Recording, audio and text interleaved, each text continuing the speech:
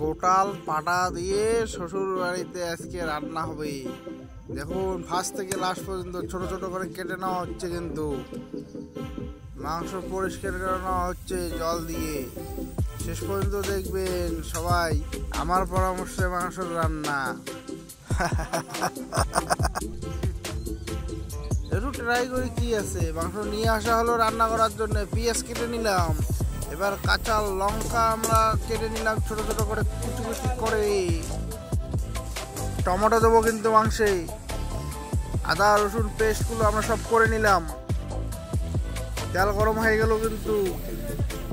এবার তেজপাতা দিয়ে একটু ভাজা ভাজা করে নিচ্ছি। তেল হিট হয়ে গেছে। শুকনো লঙ্কা দিয়ে আমরা ফ্রাই করে নিলাম। টমেটোগুলো দিয়ে দিলাম। কাঁচা লঙ্কা পেঁয়াজ আমরা ধীরে ধীরে সব দেব।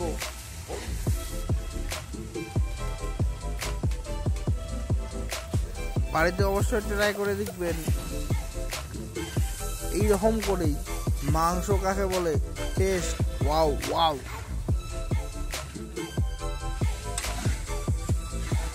আদা রসুন পেস্ট যা আছে লবণ সব দিয়ে দিলাম।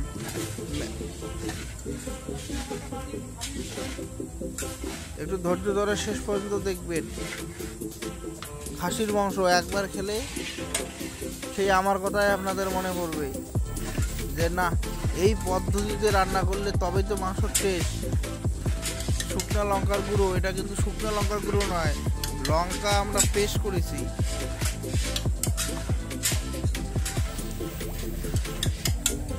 কালারের জন্য নয়, এটা সত্যি মাংস টেস্ট ফিরিয়ে আনবে। এখানে আমরা হলুদের গুঁড়ো জিরের গুঁড়ো আমার যাবতীয় ম্যাটেরিয়াল আমরা বালতিতে গুলে আমরা মাংস গ্রেভি করার জন্য আমরা তৈরি করে নিচ্ছি। বললাম মাংস রান্না। এখানে মাংস দিয়ে দেওয়ার জন্য নিয়ে আসা হলো, গ্রেভি তৈরি হয়ে গিয়েছে। এই গ্রেভিতে আমরা মাংসগুলো দিয়ে আমরা কষা মাংস করে নেব। মিস করবে না কিন্তু, ভিডিওটা শেষ পর্যন্ত দেখো। ওয়াও, একদম দেশি খাসির মাংস, কেউ মিস করবেন না। রান্নার শেষে কিন্তু অবশ্যই খেতে আসতে হবে আপনাকে।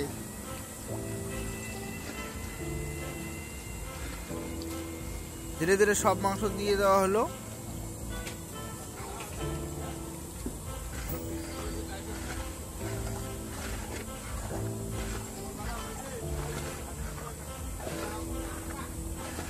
ওহ, আজকের টেস্ট আমি কোনোদিনও ভুলবো না।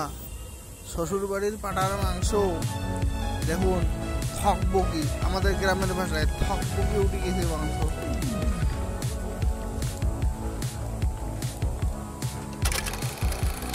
হিট করে নিলাম অনেকক্ষণ, মাংসটা যাতে সেদ্ধ হওয়ার মতো।